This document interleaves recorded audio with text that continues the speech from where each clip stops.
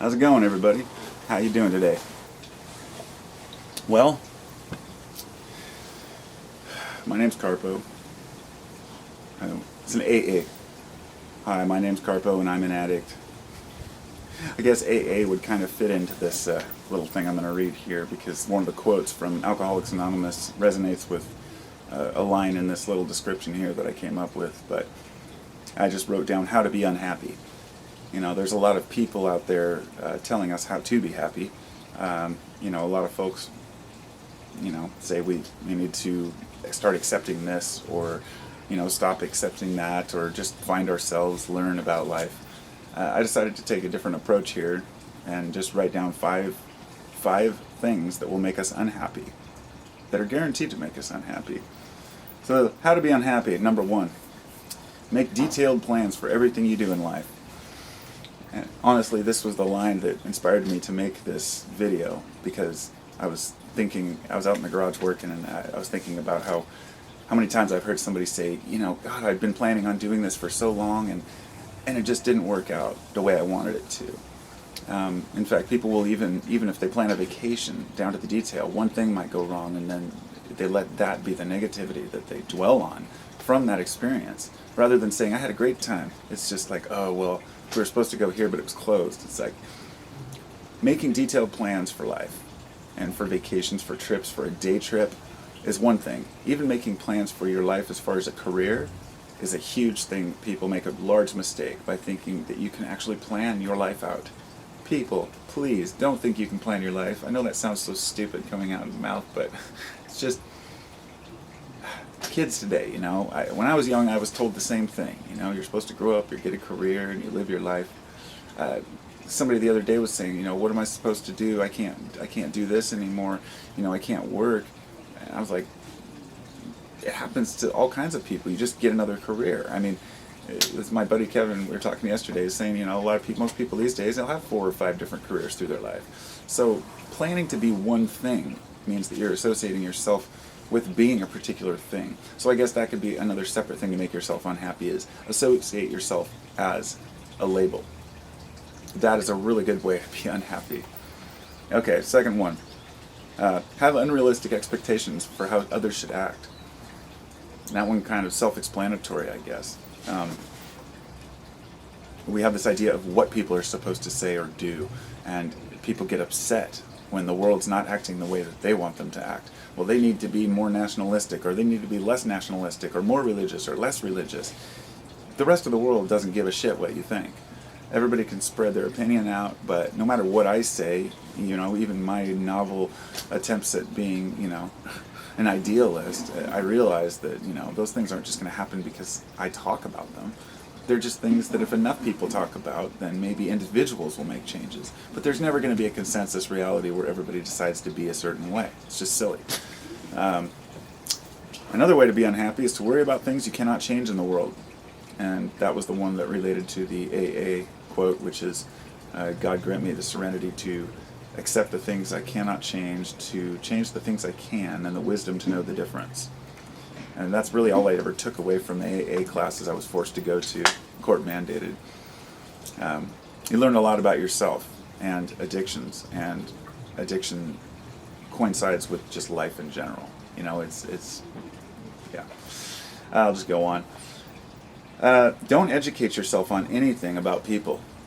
That's a great way to be unhappy, because the less you know about the world and about people and the way things work, then the more, not just idealistic, but ridiculous your ideas become.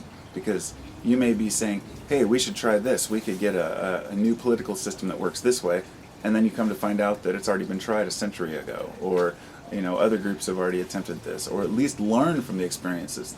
And this is why they say those of us who don't research history are doomed to repeat it. It's such a fact. It's not about just giant wars or nations, it's about individual people. Look at the follies and the gains of individual people and what has been respected through time. Okay, so I just got a couple more. There's 2 more ways to be unhappy.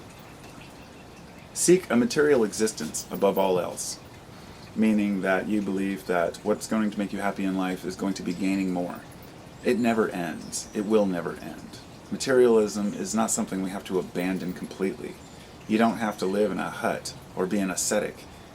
You just have to be willing to, let's say, we use the things that we're given. We are given all these wonderful things by nature to use, and all these different resources. We can make just about anything we can imagine. And there's nothing wrong with that, because we're here to use that. But if you choose to attach to it, then you have something that can be lost. The only thing that can't be lost is your truth, your own integrity and value, and the fact that you know you're alive and you're human. It can't be stripped away from you unless you allow it to be. And which leads me to the final one. The final way to be unhappy. Fear death.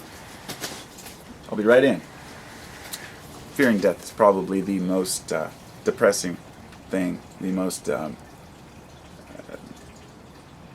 it's one that wears people down really quick. If you're worried about dying, then you're going to be worried about everything. And the fact is, we're all going to. There's no way you can stop it. You can't change the way, you can't change the fact that the very essence of the word life means death. It means that everything will die. And this goes back to learning about the universe, everything in the universe, that it's so old, it's so ancient, and the humans are just such a small part of this. That whether we're important or not to the universal whole is irrelevant, because the only thing that's going to truly make us happy is knowing that we're important to ourselves and to our communities and our world. Which is why there are a lot of people scrambling to try to find out the truth. Everybody's looking for the truth. I hear people say things like, the government or the people or the Illuminati are holding these secrets from us about who we are. And I call total BS on it. Because I say, what kind of a secret could be held from the people about who we are? There is no secret. It's just the secret itself.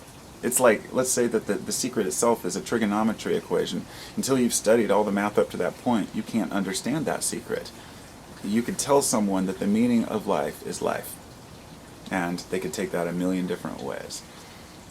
I really definitely resonate with the mystery school teachings, which is that, things are beyond our desire to be important or to think that we are all there is.